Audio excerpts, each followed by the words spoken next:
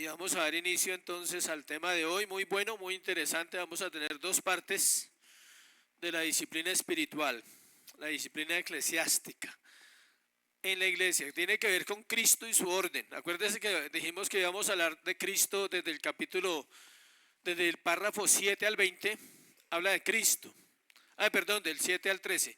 Entonces, de la confesión de fe. Y hoy vamos a hablar de Cristo y su orden, de cómo Él tiene un orden establecido en la iglesia. Padre, gracias por esta mañana, Señor. Pedimos una vez más tu asistencia, Dios. Somos dependientes absolutamente de tu Espíritu. Perdona nuestro afán, Señor, nuestra ansiedad. Perdona nuestras cosas personales cuando olvidamos, Señor, que este día es para ti, cuando debemos organizar todo para este día, Señor. Santifica nuestra mente, nuestro corazón.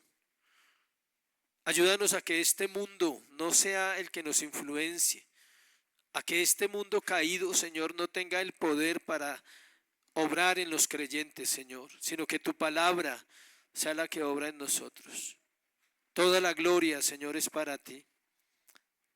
Somos tan temporales, Dios, y no lo entendemos, que 80 años pasarán rápido si alguien los vive, y que un día no seremos más en este mundo, y solo quedará aquello que Cristo haya hecho en cada vida y en cada alma, y eso trascenderá a la eternidad con nosotros, Señor. Ayúdanos a empezar a hacer aquí lo que tú quieres que seamos eternamente, Señor. Santos, sabios, un corazón limpio, un corazón puro, un corazón que no se avergüenza de llamarse cristiano, seguidor de Cristo. Gracias, Señor, por tu misericordia. Ayúdanos en Cristo Jesús. Amén y amén. Vamos al párrafo 7 de la confesión de fe. Vamos a leerlo lentamente y vamos a compartir hoy sobre este tema tan interesante, tan necesario y tan mal manejado hoy en día. A cada una de estas iglesias, ¿de cuáles? De las iglesias locales, así reunidas, el Señor, conforme a su voluntad declarada en su palabra, cada frase es fundamental. Ha dado todo el poder y autoridad en cualquier sentido necesario para realizar el orden en la adoración y en la disciplina que Él ha instituido para que lo guarden juntamente con mandatos y reglas para el ejercicio propio y correcto y la ejecución del mencionado poder. Entonces vamos a hablar del poder de Cristo y tiene que ver con su acto de orden, y ese acto de orden tiene dos partes, que una es la adoración, que ya hemos hablado varias veces. No voy a hablar hoy de la adoración, sino me voy a centrar en el de la disciplina eclesiástica. Entonces, ya hemos hablado de este tema. En el párrafo 5 Dios llama, en el párrafo 6 Dios instituye, es decir, Dios llama personas del mundo, Dios instituye personas del mundo y los establece ¿dónde? En una iglesia. Ahora en esa iglesia necesita ¿qué? Un orden. Debe haber un orden. Hay casos donde en las casas no todos los miembros de los hogares son ordenados. Algunos son más ordenados. A algunos les gustan los zapatos ordenados, la ropa ordenada, la cama ordenada. Otros les da igual cómo quede. Y eso es parte de la naturaleza del ser humano, pero es trabajable. Aclaro, no estoy apelando al desorden, es trabajable. El desorden representa mucho en la vida de un ser humano. Cuando uno va a una casa, nunca va a criticar, pero uno siempre observa todo. Usted va a una visita y usted dice, uy, olía como a feo. Hay casas donde la ropa sucia, todo está sucio, y uno dice, bueno, ojalá el alma esté limpia. O sea, uno tiene que tener el acto de fe de que el alma de esas personas está ¿qué? Limpia. Pero el orden en la iglesia no es una opción, como en una casa. En una casa hay cosas que de pronto no se alcanzan a hacer y se pueden hacer más tarde, como lavar la loza, tender la cama, cosas esas diarias. se pueden, no es una ley, usted no se va a condenar si no la atendió a las 7 de la mañana cuando se levantó, pero que no le vuelva un hábito todos los días atenderla por la noche. De vez en cuando se puede pasar ese mal hábito, pero en la iglesia no, en la iglesia no hay opción para el desorden, y las iglesias funcionan precisamente por eso, porque debe haber un orden. Entonces, vamos a hablar del poder de Cristo revelado a la iglesia, pero en esta área de su orden, según su mente y según su palabra. La iglesia necesita una organización que está revelada en las Escrituras.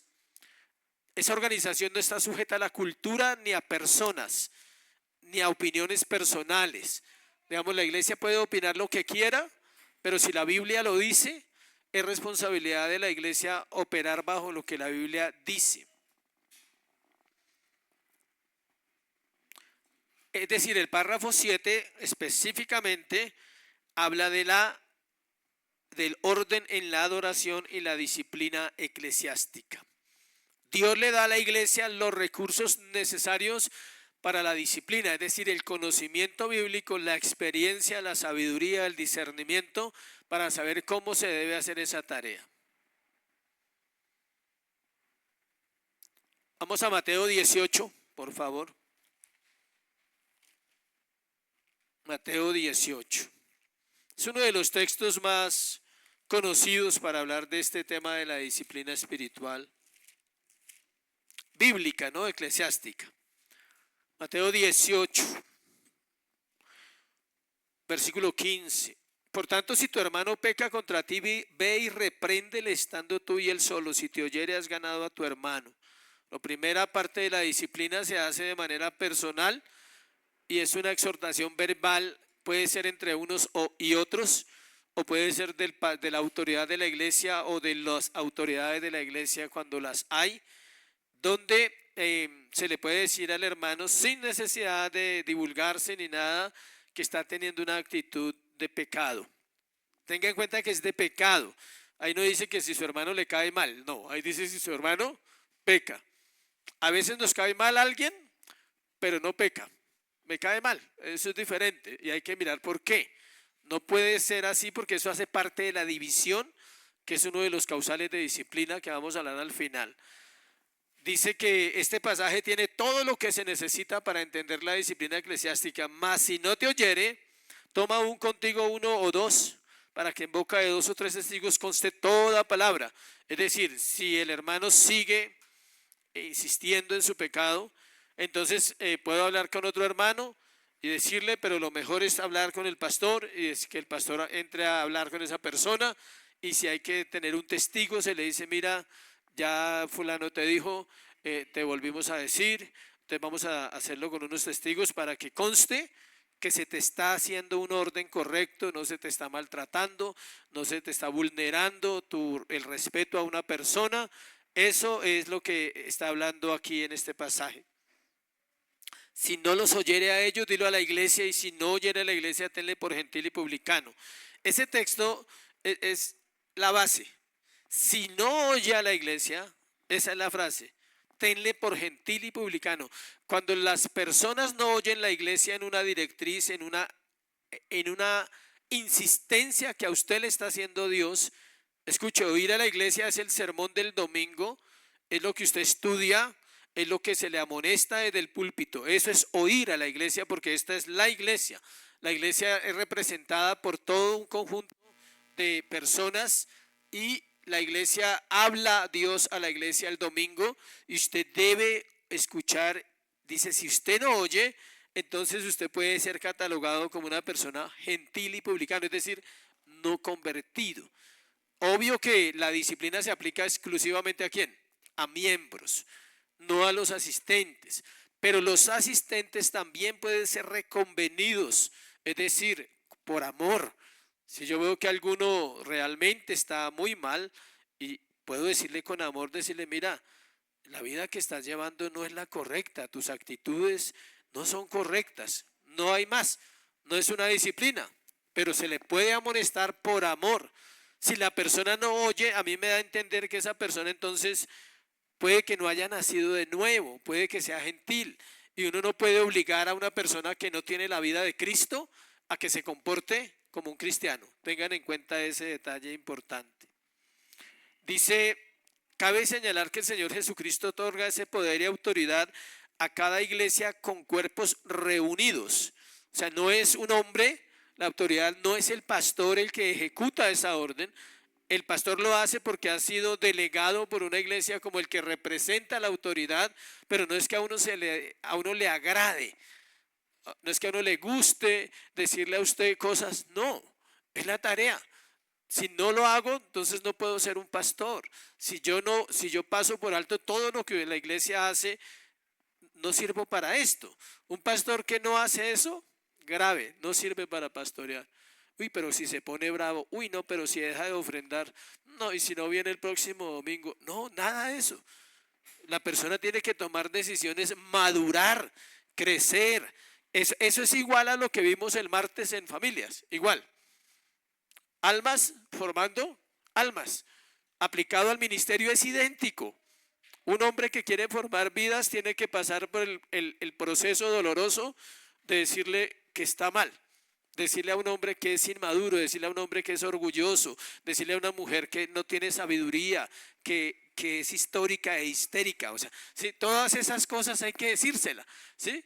Decirle que tiene un rol en la casa y que el hombre tiene otro rol y que a veces están en una guerra de roles. No el reloj Rolex, sino una guerra de posición.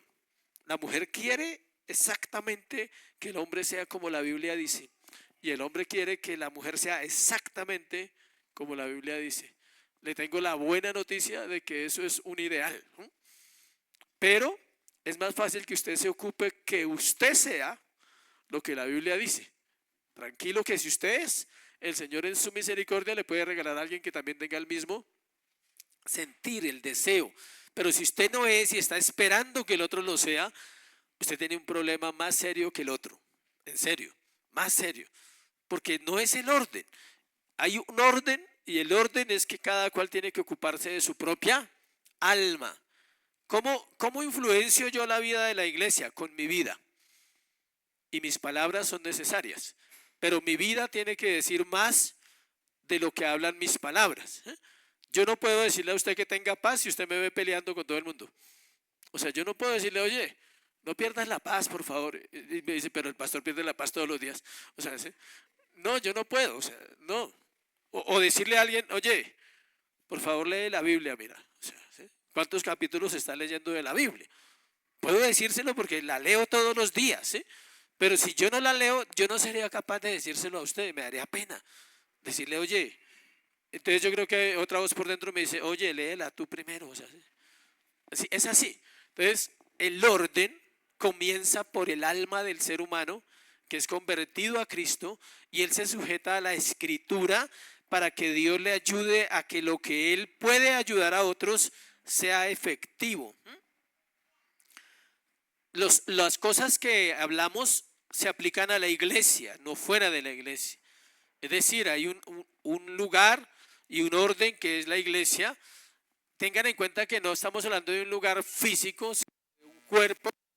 También uno puede llamarlo o tener una cita fuera de la iglesia, porque entonces alguien va a decir, tiene que decírmelo en la iglesia para que sea real. No, estamos hablando que es un cuerpo. La adoración debe llevarse de acuerdo con los principios revelados en las Escrituras. La disciplina debe seguir los patrones revelados que se encuentran en la palabra de Dios.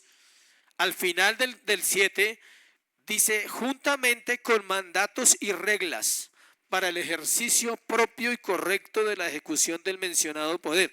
Es decir, no es algo arbitrario, es que a mí me parece, es que mire, no, tiene que tener un sustento donde la persona puede ver que su acción es un pecado. No importa si lo cree o no, se le puede mostrar por la Biblia, mira, acá dice que tú lo que haces es pecado. Acá dice que los chismosos pecan, acá dice que los fornicarios pecan, acá. Sí, que haya un sustento y no que a usted se le ocurrió y quiere hacer sentir mal a esa persona. No, no funciona así. Entonces vamos a hablar de la disciplina eclesiástica ya fuera de la confesión de fe. Voy a compartir este tema y dentro de 8 días otro tema. Entonces vamos a ver varias cosas importantes. La primera es la falta de disciplina. Vamos a hablar de la falta de disciplina. Entonces, la declinación de la disciplina eclesiástica es quizás el fracaso más visible de la iglesia contemporánea. ¿Se acuerdan las tres marcas distintivas de una iglesia cristiana o de una iglesia verdadera? ¿Quién se acuerda? Esa es una. Entonces vale la pena invertirle tiempo y nos toca invertirle tiempo a esa marca. De la predicación hay que hacer un seminario, hacer un curso, hacer una escuela, algo porque es la principal. Pero a esta le vamos a dedicar al menos 2 temas en la escuela dominical. Dice que la declinación, es decir, el desconocimiento, la falta de esa aplicación en la iglesia es el fracaso visible de esta iglesia contemporánea. Las iglesias no saben nada, no tienen idea que existe esa doctrina. Habiendo perdido el interés en mantener la pureza de la confesión o el estilo de vida. De la confesión no es de esta, sino de la confesión de fe que cada cristiano hace. Cada cristiano hace una confesión de fe. Si usted no cree en lo que dice esta confesión de fe, usted puede inventarse una propia. Y usted empieza a crear su propia confesión. Es bueno aferrarse a una que tiene casi 4 siglos y que ha funcionado durante 4 siglos en el mundo entero, en las naciones de la tierra. No es ahora. Esa confesión, gracias a Dios, ha funcionado y por algo está vigente. Y ha vuelto a coger, ¿qué? Fuerza. La iglesia contemporánea se ve a sí misma como una asociación voluntaria de miembros autónomos con una mínima rendición de cuentas a Dios y mucho menos unos a otros con respecto a la moralidad.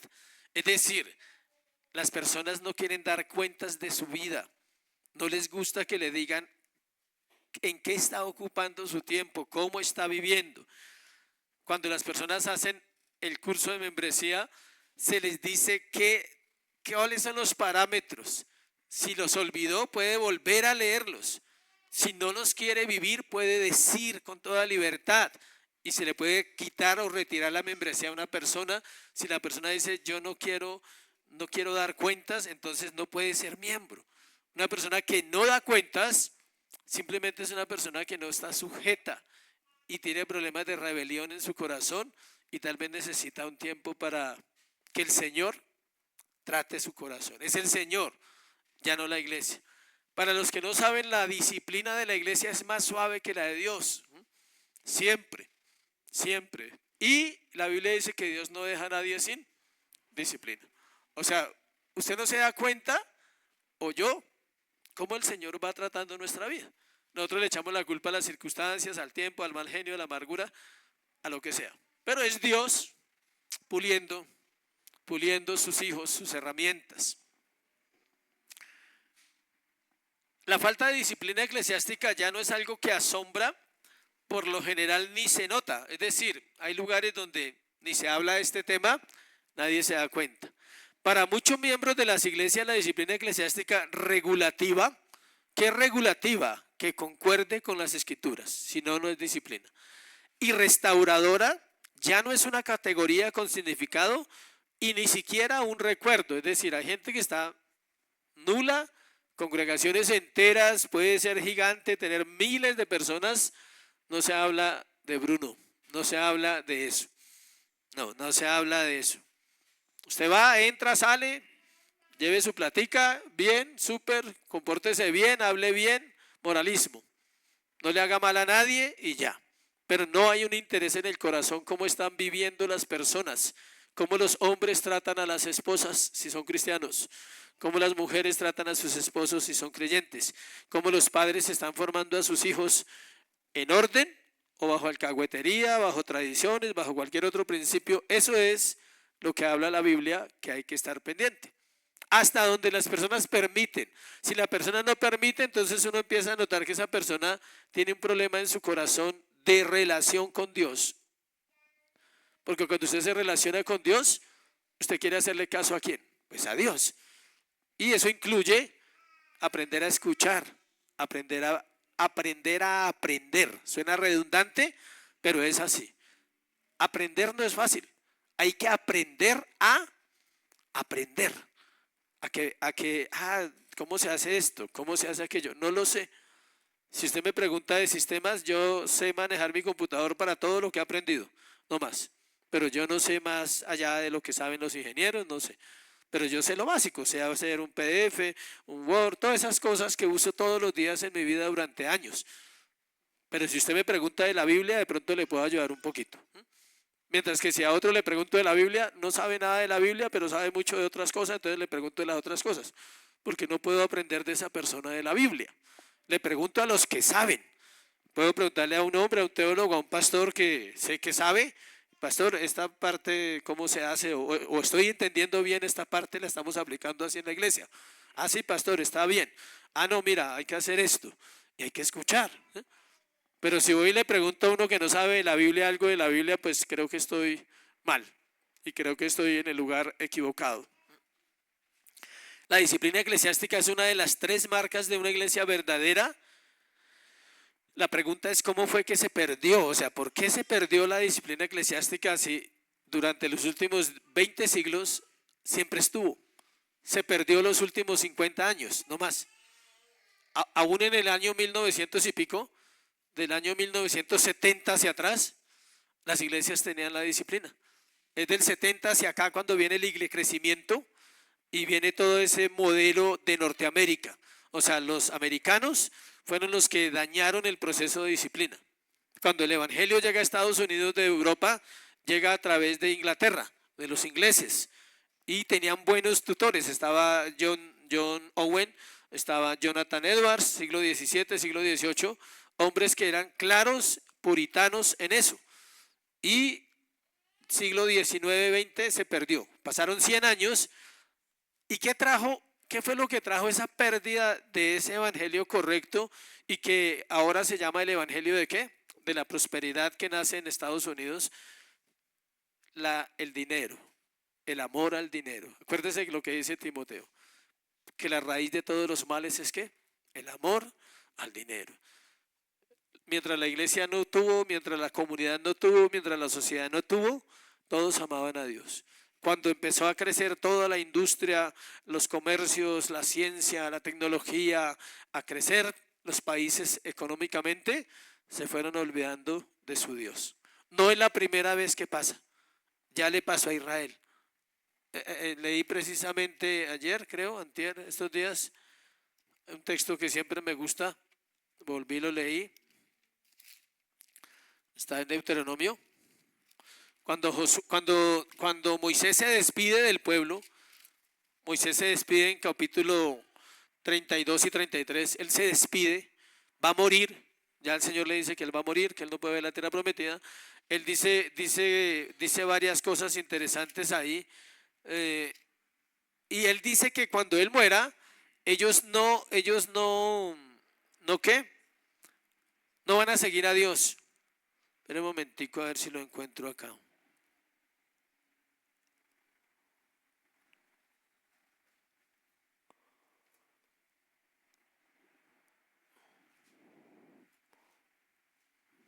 Se me embola todo. Acá. Deuteronomio 32, 7. 15, perdón. Dice, pero engordó Jesurún y tiró coces. Engordaste, te cubriste de grasa. Entonces abandonó al Dios que lo hizo y menospreció a la roca de su salvación. Algunos creen que la gordura es sinónimo de salud, de estar bien y comer bien. Y él dice, se engordaron, pero no en un sentido físico, sino en un sentido de conocimiento. Conocían a Dios, había caminado con ellos en el desierto. Dice, se engordaron, crecieron, abandonaron al Dios que los hizo y menospreciaron a la roca de su salvación. Les dio agua en el desierto, les dio maná en el desierto, les dio ropa que no se acababa. Yo no sé ustedes si los zapatos le duran mucho, pero a ellos les duraban muchos años. Imagínense usted en el desierto y sin zapatos. La arena es calientísima, se le apoyan los pies. Y ellos no tenían zapatería y no había dónde ir a comprar. No estaba niveles ni voz y no había nada de eso para ir a comprar buenos zapatos. ¿Qué hacían?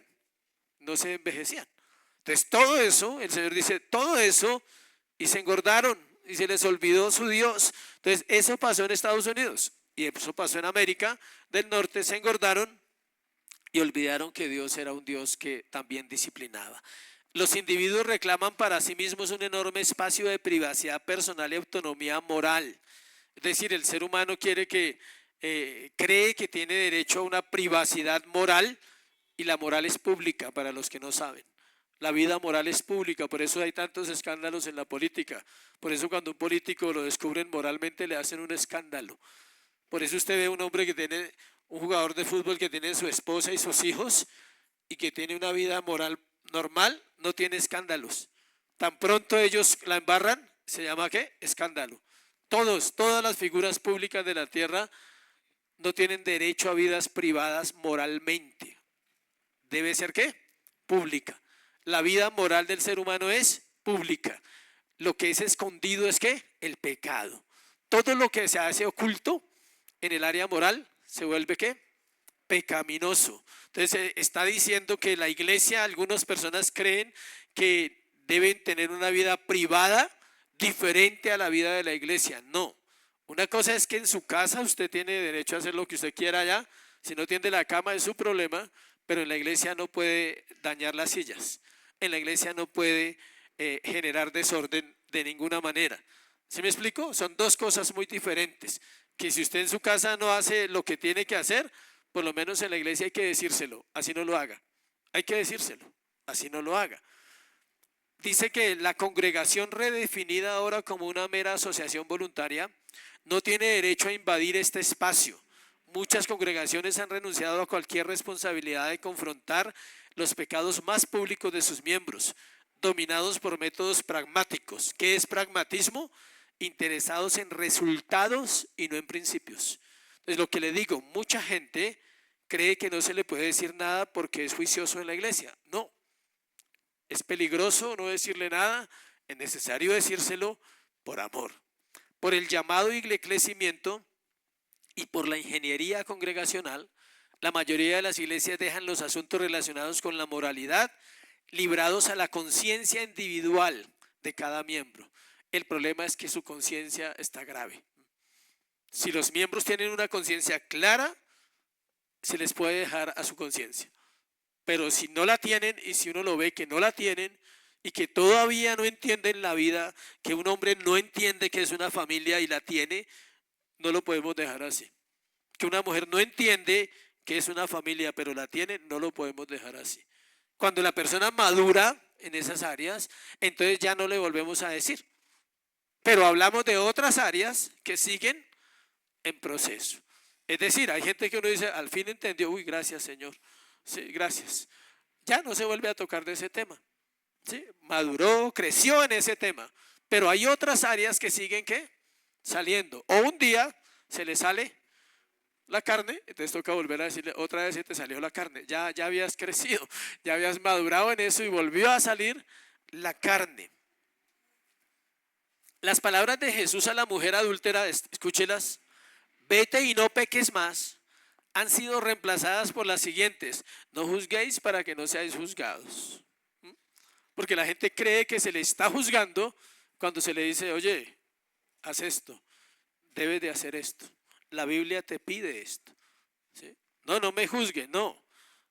Si escucha la diferencia, las palabras de vete y no peques más se cambian por no juzguéis para que no seáis juzgados. La iglesia de hoy está sufriendo de una infección que se ha dejado empeorar, así como una infección debilita el cuerpo destruyendo sus mecanismos de defensa. La iglesia se ha debilitado por causa de esa horrenda llaga porque no hay disciplina. Si no hay disciplina, una iglesia es muy difícil que se pueda llamar iglesia. Es un grupo de personas con una muy buena intención de cambiar.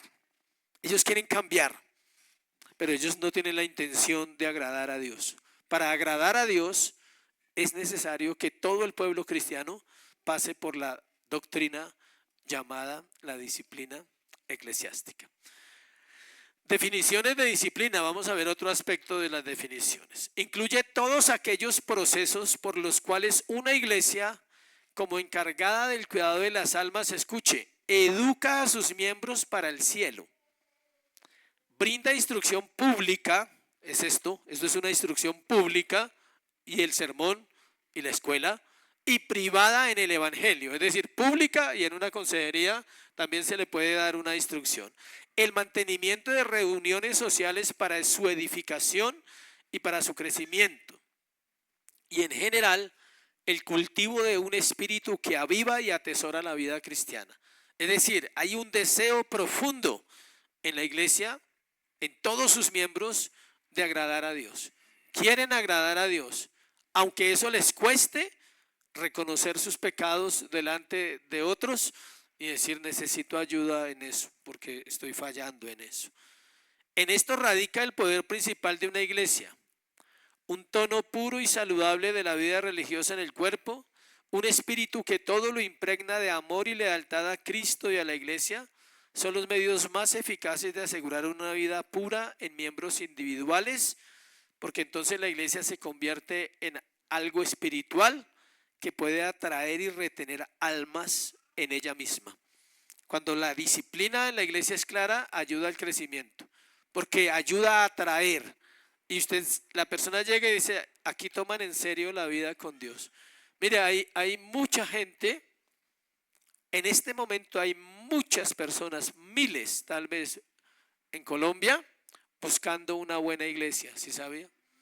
Muchos están buscando, quieren escapar del evangelio pragmático.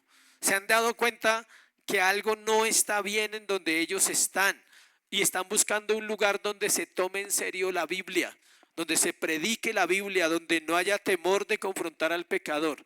Y Dios los va ubicando lentamente en sus iglesias, en todas las iglesias que el Señor está permitiendo que crezcan en un crecimiento sano. Dice, la disciplina en un sentido más estrecho denota la acción de la iglesia como individuos o como cuerpo y se refiere a ofensas cometidas contra leyes de Cristo. O sea, la disciplina se ejecuta cuando fallamos en el cumplimiento de los deberes. Vamos a ver varias formas. Una es el consejo bíblico.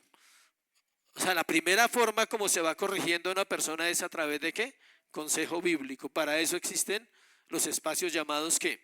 Consejerías. La idea es que las personas la pidan, pero cuando no la piden, la iglesia tiene el deber de citar a las personas y decirle necesitamos hablar con usted y ya, porque si la persona no la pide, tal vez esté rehuyendo al consejo. Tal vez no quiere cambiar eso que sabe que está afectando su vida. Resolución de discordias personales. Es decir, con otras personas debe haber una resolución. Es decir, ¿pueden haber diferencias? Claro, siempre las va a haber. ¿Pueden haber roces? También. Pero debe haber resolución. Es decir, vamos a hablar, vamos a arreglar. Si es necesario, vamos a darnos un tiempo y oremos que el Señor nos ayude a soportarnos como hermanos. Somos hermanos. No sea que usted no vaya a entrar al cielo porque odia a otro. Decía alguien, decía Charles Spurgeon. Si odias a tu hermano, ¿cómo vas a estar con él en la eternidad? Entonces hay que perdonar. No es necesario que duerman juntos, no, tranquilo, o sea, pero hay que perdonar y hay que amar. En las parejas sí es necesario. Por la tarde hay que arreglar. Resolución de actitudes mundanas. Esto es muy amplio, las actitudes mundanas. Algunos creen que no las tienen, escuche. Algunos creen que no las tienen, pero tienen más mundo que el mundo. A propósito de las tradiciones, ya uno no necesita estar diciéndole a una iglesia que sus hijos no deberían salir un 31 de diciembre a pedir dulces, por ejemplo. Se supone que lo entienden, se supone que ya los miembros saben eso, que las tradiciones del mundo son eso, son tradiciones. Si usted encuentra en la Biblia el Halloween, practíquelo. Listo. Las cosas que este mundo practica se las voy a poner fácil. Encuéntrelas en la Biblia y hágalas con toda libertad. Si no las encuentra en la Biblia, tiene la respuesta. No son de Dios, no se deben hacer. Pero es que es su pensamiento. Es que es su forma de verlo. Es que la cultura, es que la familia, eso es su forma de verlo y eso todavía es ¿de dónde? Del mundo. ¿Por qué nos cuesta? Porque nos rechazan. ¿Por qué nos cuesta? porque todavía no tenemos nada que hacer y nos aburrimos. Todavía no hay vida. Una persona viva no se aburre, está vivo. Así no haga nada, no se aburre, porque está ¿qué? Vivo. Entonces creemos que la forma de vivir alegres es estar haciendo las cosas que el mundo hace cuando el mundo simplemente es una alegría pasajera. Procedimiento en caso de ofensas públicas contra la fe y la vida requerida del miembro de la iglesia. O sea, cuando uno se da cuenta que una persona está contra la fe, hay que entrar a hablar con esa persona y lo que la iglesia pide, porque esa persona ya se le dijo. Ustedes, si no les recuerdo, ustedes tienen una carta, se les manda, ahí dice, deberes, compromisos. Echen una miradita de pronto ahora o mañana, me falta en esto, me falta en esto, de pronto espero la llamada, ¿sí? Hay cosas que no están haciendo. Hay que dar un tiempo prudencial, hay que esperar que la persona de pronto no lo está entendiendo, de pronto está luchando, pero si ya se vuelve costumbre, es necesario recordarle y hacer esa parte del orden. La disciplina bien administrada, con amor y fidelidad, es una de las acciones más trascendentales para el bienestar de la iglesia. Eso me gustó. La disciplina bien administrada, con amor y fidelidad, es una de las acciones más trascendentales para el bienestar de la iglesia. Voy a cerrar solo con el encabezado del próximo tema, que son las áreas que requieren disciplina. Dentro de 8 días las vamos a ver. O sea, hay 3 que son generales, pero dentro de esas 3 hay otra cantidad de cosas que se revisan. Entonces, la Biblia revela 3 áreas principales que están en peligro y requieren disciplina. Estas son fidelidad doctrinal. ¿Sí me explico? Si usted no quiere abandonar el carismatismo, de pronto un día termina volviendo a una iglesia carismática. Está en su libertad, no pasa nada, porque en una iglesia reformada usted tiene que entender que hay doctrinas que no son ni similares ni parecidas, son diferentes. Entonces, la fidelidad doctrinal tiene que ser clara. Pureza de vida y unidad en la comunión fraternal, es decir, las actitudes pecaminosas. Esto incluye muchas cosas, vuelvo y le digo, lo vamos a ampliar. Pureza de vida es una, ¿no? Y unidad de la comunión fraternal es otra. Cada una es crítica y de vital importancia para la salud y la integridad de la iglesia. ¿Preguntas hasta ahí?